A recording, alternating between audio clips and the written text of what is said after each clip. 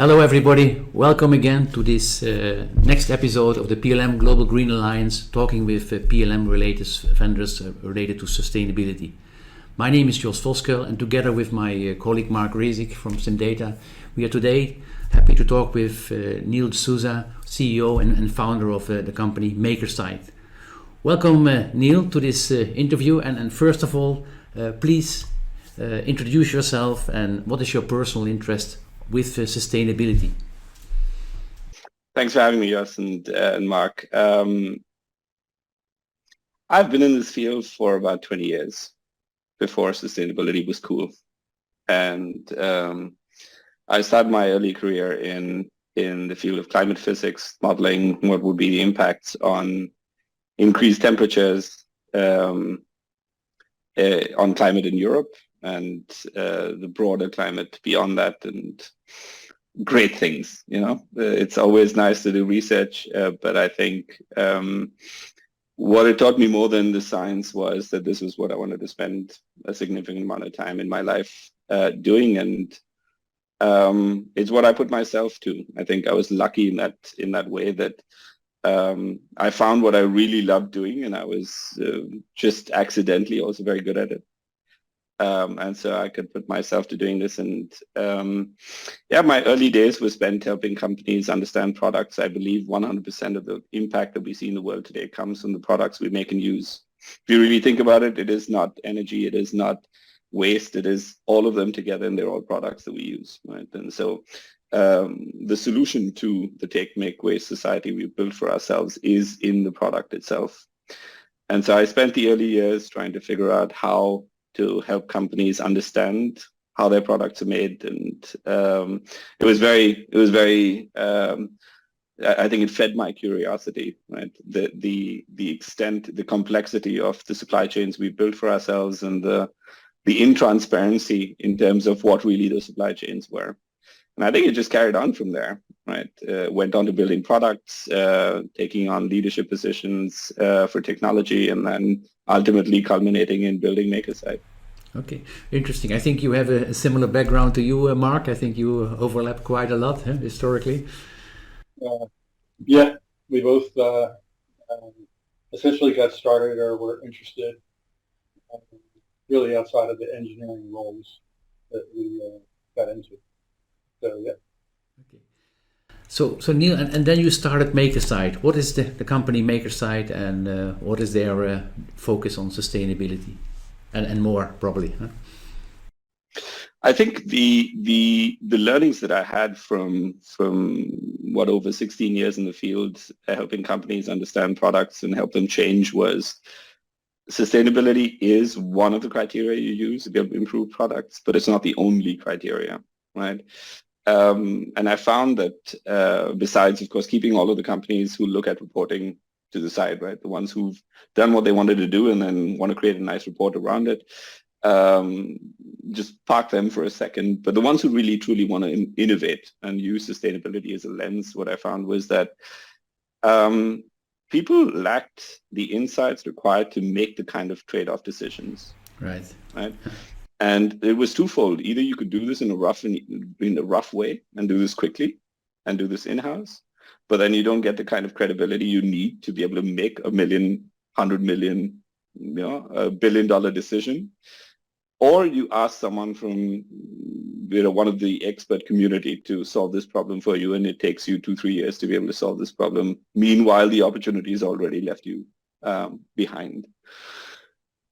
And this is extremely frustrating, where you see companies really trying to innovate, but don't really know what is the right decision to make. And when you don't have, I think you have information paralysis, but more often you have the lack of it, right? That paralyzes you from making the right choice. And I think this is what we wanted to solve. And we said, how do you bring together these multiple criteria into a single system that you can assess trade-offs on the back of?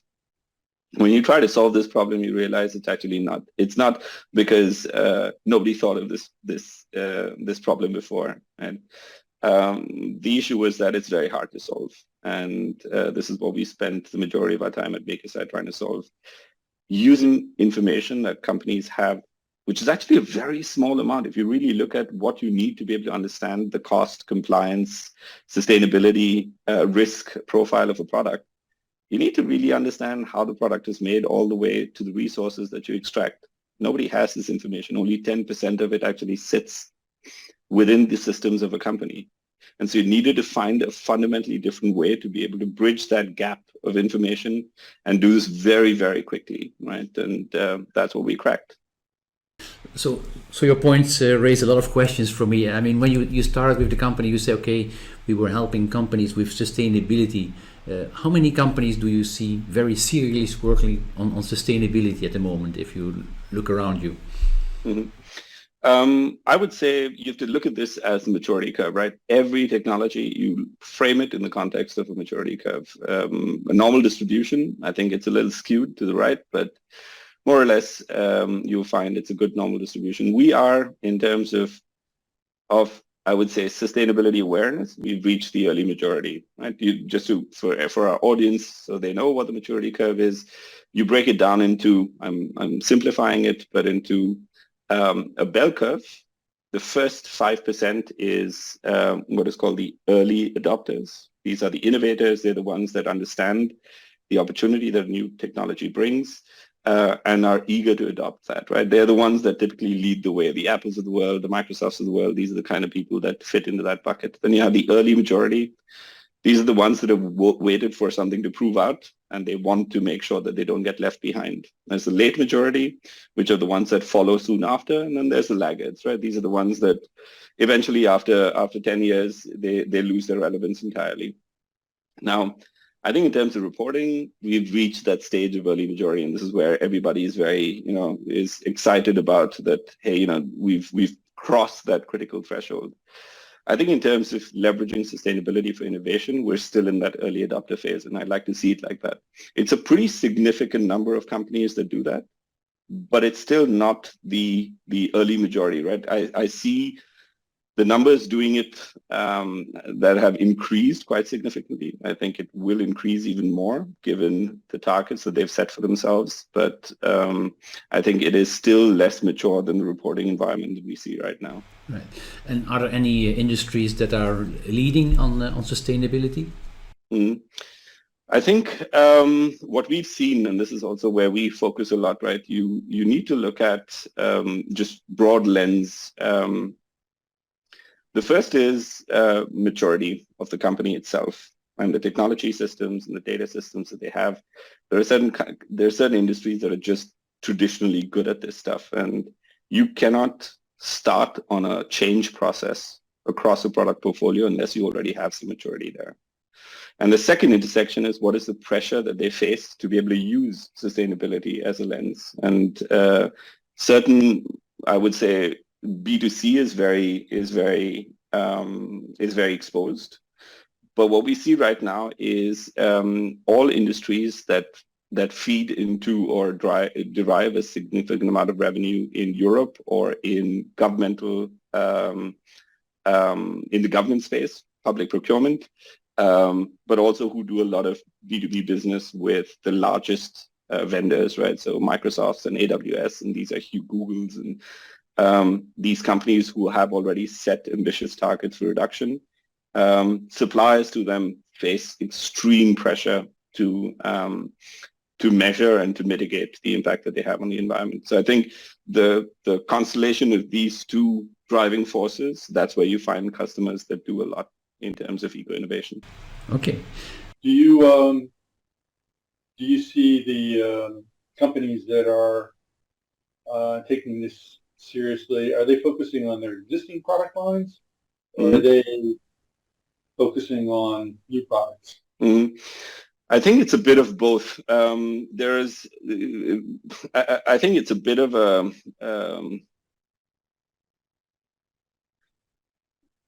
situational problem. So we've been through the last 5 years with a lot of upheaval, right? And most companies have had to try to make sure that they can still do business, their daily bread and butter business.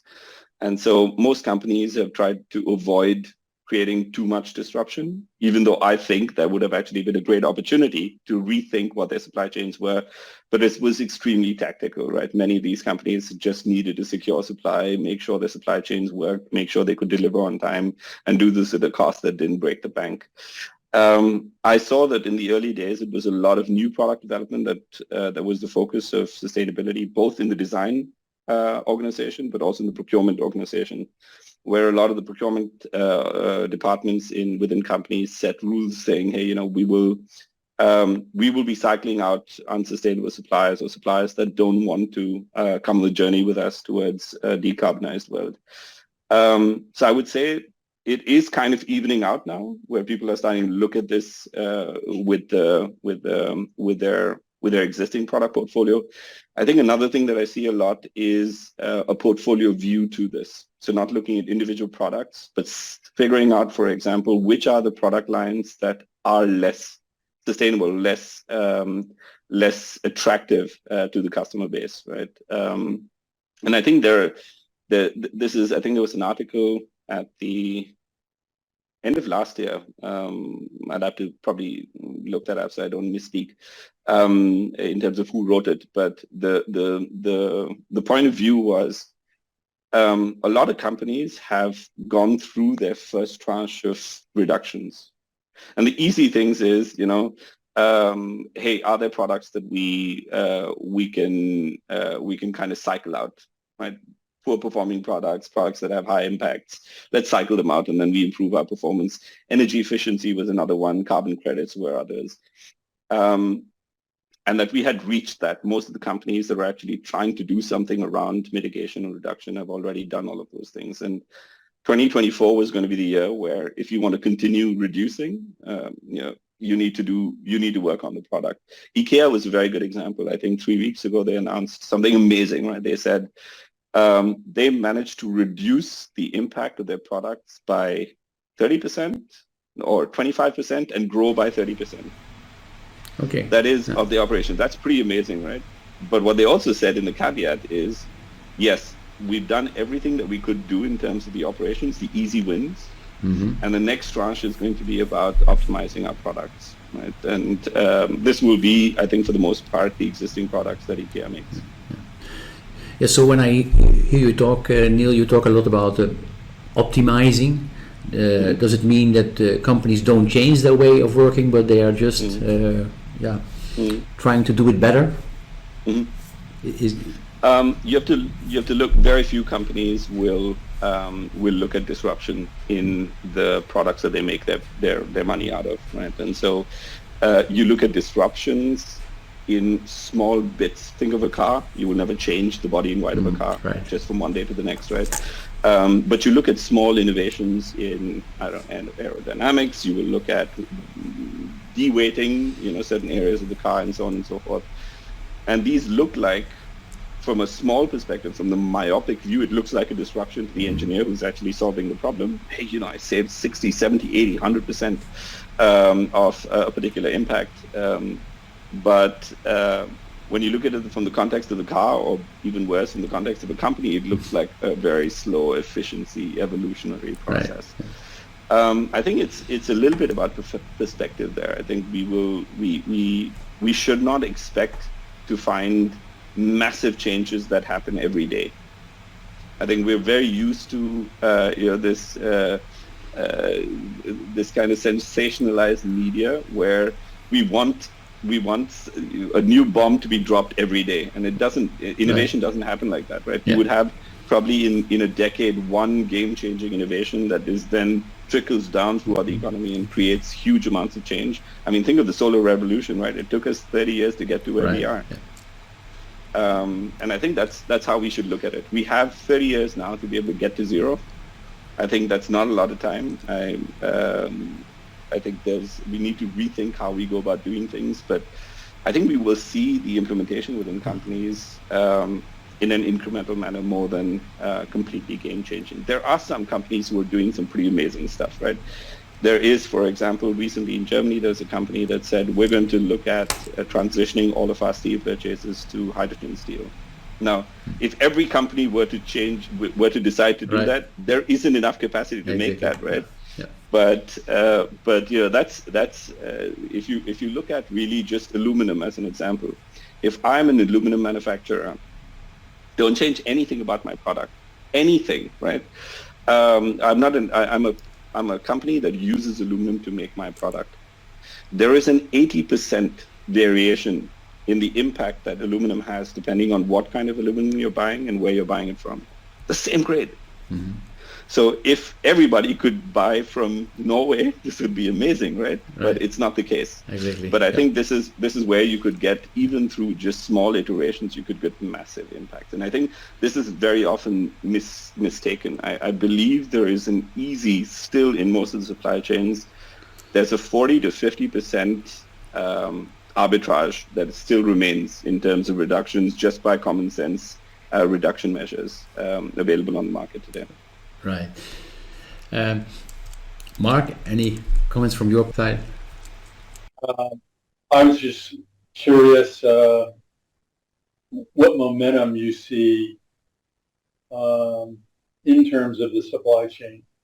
As a former designer, I didn't have that type of information that Makersite offers, but the company, whatever company I was with, would have to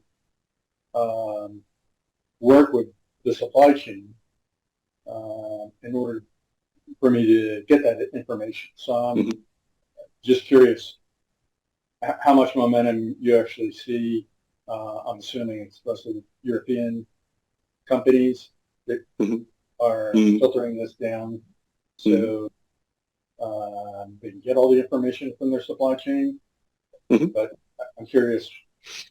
I think the pivot I see is not so much geographical as it is sector-wise, right? So every sector is trying to do something. You look at chemicals, and this is the TFS. You look at automotive, and this is Catena X. And you name a sector, and there is something happening there. And where there isn't, people are trying to get it. I think what we haven't cracked yet, one of my previous products was around data collection from the supply chain. So before there was blockchain, before there was the hype around collecting data from deep tier supply chains and aggregating that up, we built a pretty awesome tool. It's still used. It's part of the portfolio of one of the other companies you interviewed now. But the fundamental problem we observed was the way we've set up supply chains is prohibitive to exchanging information.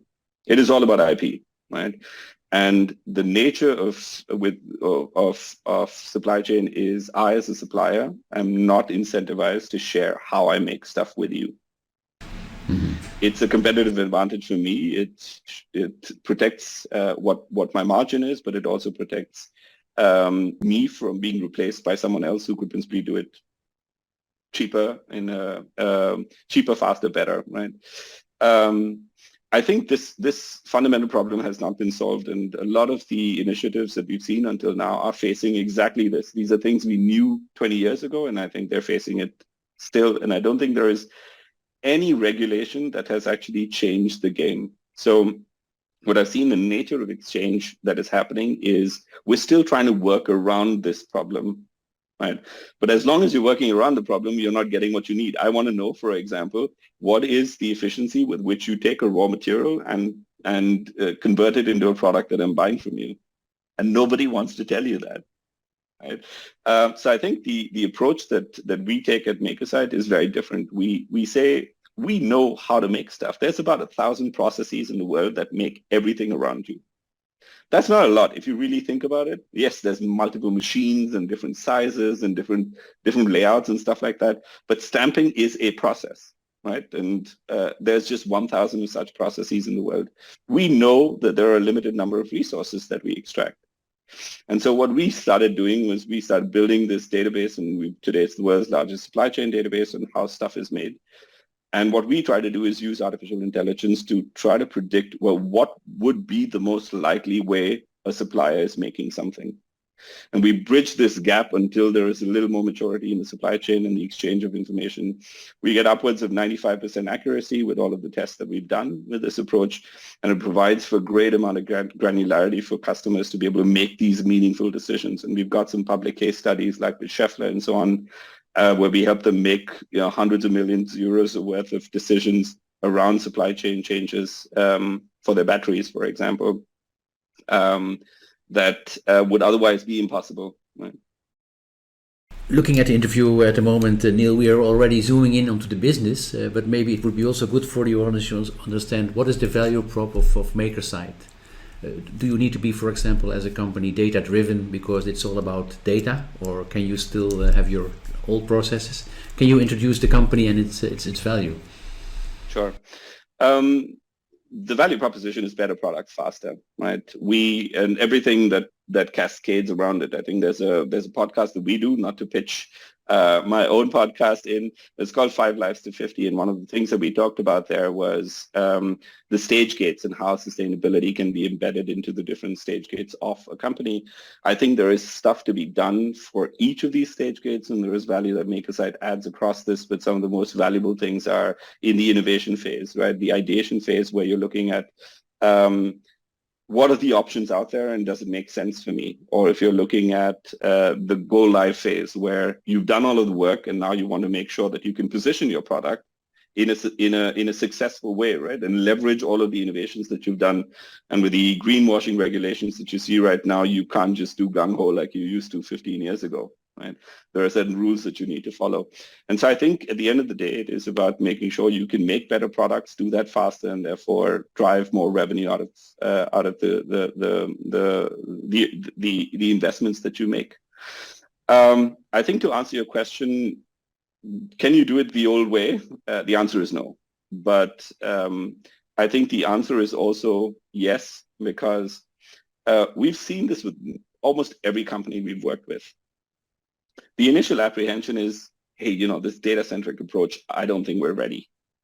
I don't think we have data in the right shape. The truth of the matter is they've been making products pretty efficiently, right?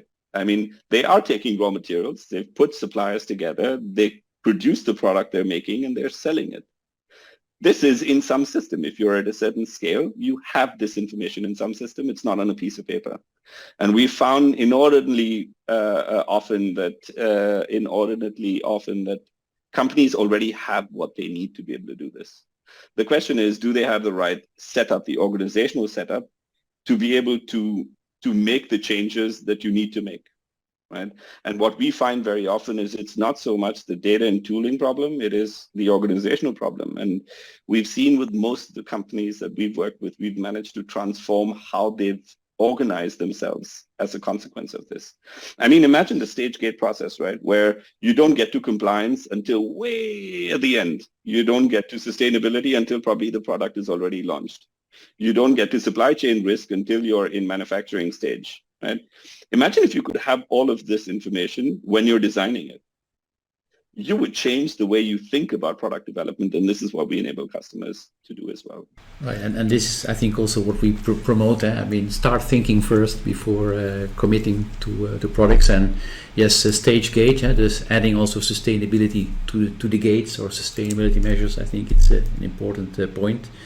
And for your information, soon we will also talk again with SAP, who are very much measuring what is happening in manufacturing. Of course, design is still the major factor of sustainability, but they also more and more are data-driven and come with data of production and manufacturing. Mark? So I guess on your comments about changing how people operate. Historically, clearly, sourcing and product engineering were, just as far apart as manufacturing and engineering. So, I guess, are you seeing them actually come together,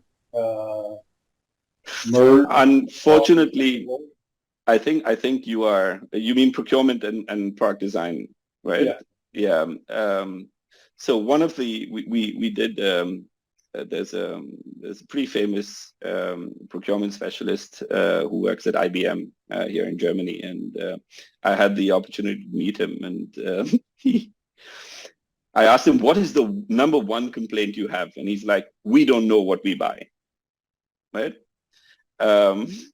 And I said, but that's easy to solve, right? It's just ask your product engineers.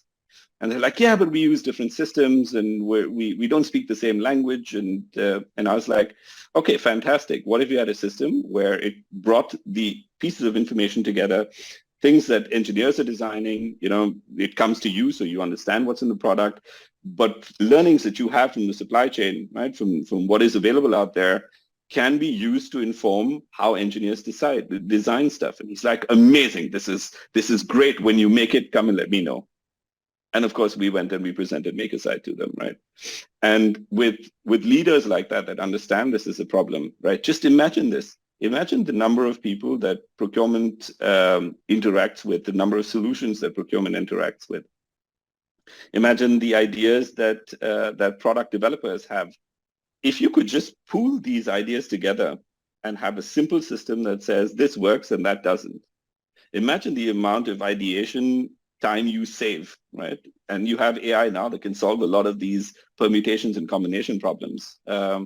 I think this is immensely valuable. I think it just doesn't happen often enough. We also have the other extreme where we pitch the same thing. We tell customers, the value of exactly this, of connecting what you're designing to what is available out there. There's this funny cartoon that I've seen. It's like a customer wants a car. The product developer engineers a tank, and the procurement guy buys the parts for a bicycle, right? It's quite common, and there's huge value in solving this problem, right? And this is one of the reasons why companies don't like to change. Think of most companies who have built from the ground up. I know most of the biggest companies have been around for many, many years, but the process of new product innovation or introduction is more or less the same, right?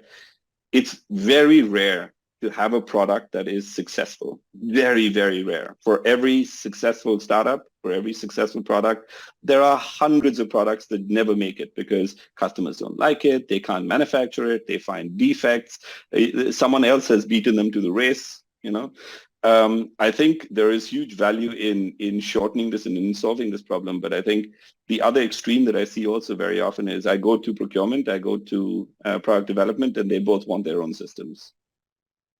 Yeah, we don't care about that. We want to solve our problem because our target is something else. It comes out of a different budget. I see this as well, right? But I think this is what separates the leaders from the laggards. I think there will be a new change. I think I say this very often. I think in the next 30 years, we don't just need to change the products that we make. We need to change the way we make our products, right? And this is happening. Right, and we need to change our behaviors too. I mean, coming back on your point on regulations impact, and you're in Europe, how nervous do companies get now from a digital product passport? I mean, it's you hear it everywhere. Do you see companies acting for it? A lot. And I think you have to keep in mind, right? This is a 3 to 5 year plan. Digital product passports will not become a reality next year, right? We've started on this journey, and what we do know is there's no rolling back. That's the one thing we know. I think the thing that many companies are very, very nervous about in Europe, but also beyond, right? I see actually more panic outside of Europe than inside Europe, simply because there is a greater progression. There's a more maturity in terms of preparing themselves for it. The larger the company you are, this can take 3 to 5 years to set up something like that. And that's not a lot of time. Right. And as soon as you have to put this out on every product, I mean, most companies don't know where they buy their products, their raw materials from. They just buy this out of the wholesale market, right? So they don't know what the sourcing information is. And the product passport, in terms of the way we think about what it's going to manifest as, things like recyclability, things like recycled content, things like carbon footprints, things like countries of origin and stuff like that. you need a lot of time to be able to get this stuff in order. And I think this is what's making a lot of people panic. Right. And you were mentioning with Makersite AI. What is the AI you're using? Mm-hmm. We will use, so there's multiple facets to AI. We use LLMs, so large language models, which have become very, very popular after ChatGPT. We feel there is a limited use of this. This is something that we ourselves have only recently started using. And it's because it's very great at digesting information. So if you want to summarize data and understand context, I think it's very useful. I think it's not very useful for anything else in our space. The second big, I would say,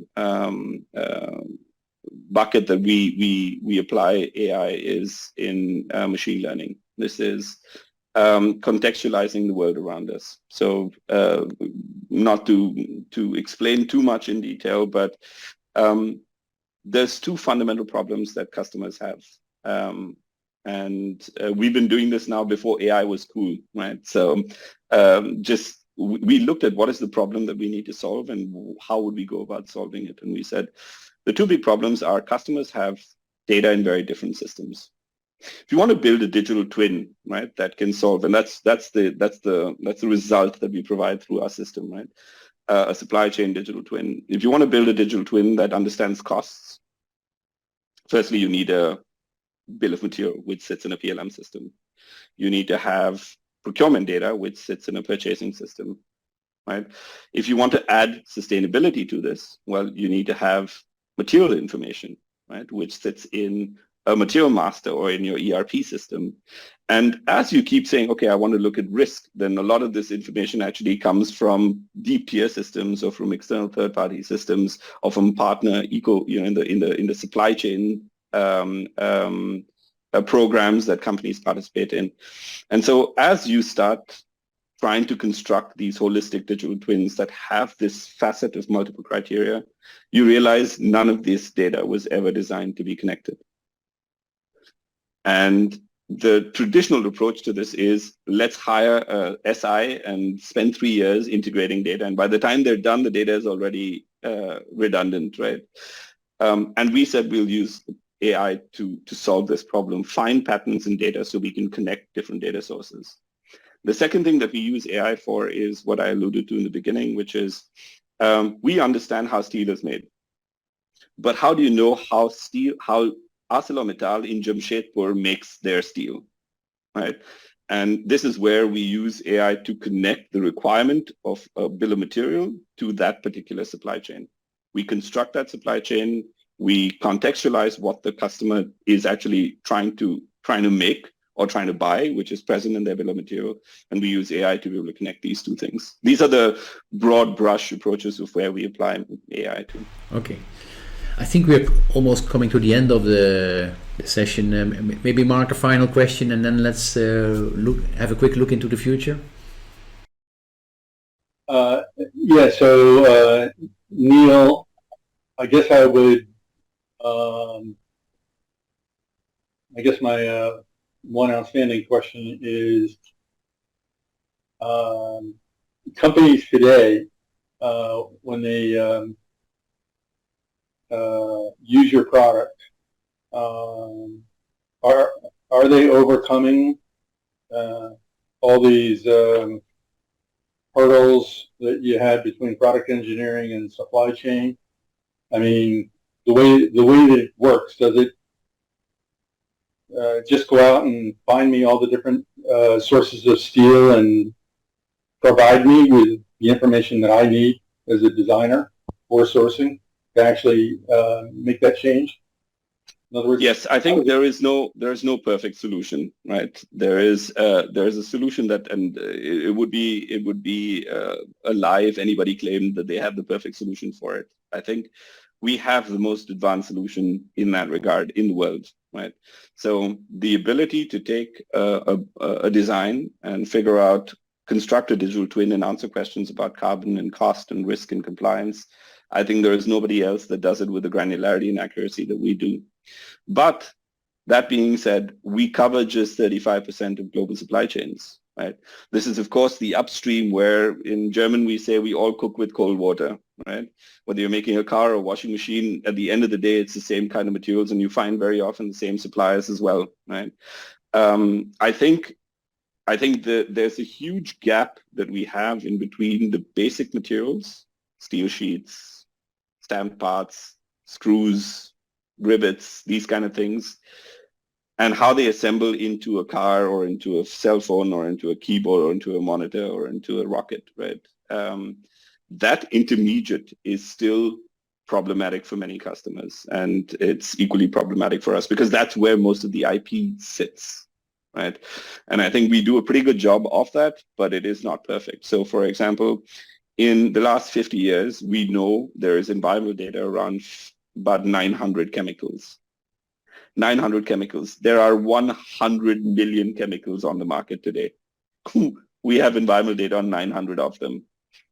You know, we're amazing at what we do, but we're not magicians. And so I think there are still big gaps in exactly these kind of things. And it is not, I think traditional approaches, statistical approaches, data collection approaches, these don't work. And we're working on some cool stuff to be able to bridge those gaps in more modern ways. That's a good closing sentence, Neil, because my next question would be, what's next? Are you scaling up, or are we can expect something new coming up in the next few months or years? We're in scale-up stage right now, right? So we've been doing amazingly well, and we will continue to do that. And I think it predicates on what our mission has been, and that is to affect the decisions that procurement and product developers make on a day-by-day basis. Right? There's about 90 million of them we've estimated in North America and Europe. We're not going to go out selling subscriptions to 90 million people. Right? We don't have that much time. We're not SAP that has now 50 years, right? 60 years, something like that. We think in different orders of magnitude. So I think we will continue on that trajectory of how do we impact as many of these users as possible. And I think what we've seen is that when you present an engineer with data, with credible data, they use it. You know, you don't have to tell them, please use it. Just present them with data. They are optimizers by design. They will automate. So our job is to make sure that this information is ready and available for these kind of people. And I think one of the things that we'll also do is we operate very much. I think our view is that engineers, both in procurement and in design, hold the keys to unlocking this future that we want to have for ourselves, right? A more sustainable future. I think it is just we can keep screaming from the top of Mount Everest saying everybody should do this, or we can work from the bottom up and say these are the tools that people need, this is the data that people use to be able to make better decisions, and we will find a way to stay relevant in those conversations as we move forward. Right, and with that we will provide the audience also with links to relevant materials. I think on your website, of course, we see information. Any other topics that people should study when? I think sure. I think we are the kind of company that if you look at a lot of our competition, right, you will see nice presentations on their website. There is very little insight into what the product does and what it works and how it works and screenshots and stuff like that. I believe you should look for leaders in the space by checking out their website and seeing how much they disclose about their product. So you will go to our website and you will see everything you want to find about how we do it and why it's unique. Of course, there's some stuff we will not share, but I think there's a lot more out there. And I think one of the things that you find also is a lot of our ideas are we find replicated in other places, and I think this is one of those things we want to do. Right? I think the more we bring with us, both in terms of the ones who want to solve the problems and the ones who have the solutions for it, I think the better we will be. We need to create a competitive environment where I think everybody flourishes, and the more noise we have, the more momentum we will create, and I think the bigger result we will have. And I think this is why we take a different approach to this. I think our website has a lot of information. I think my podcast, we go on I think every month we have a new episode. I think we've done a recent one together with BASF.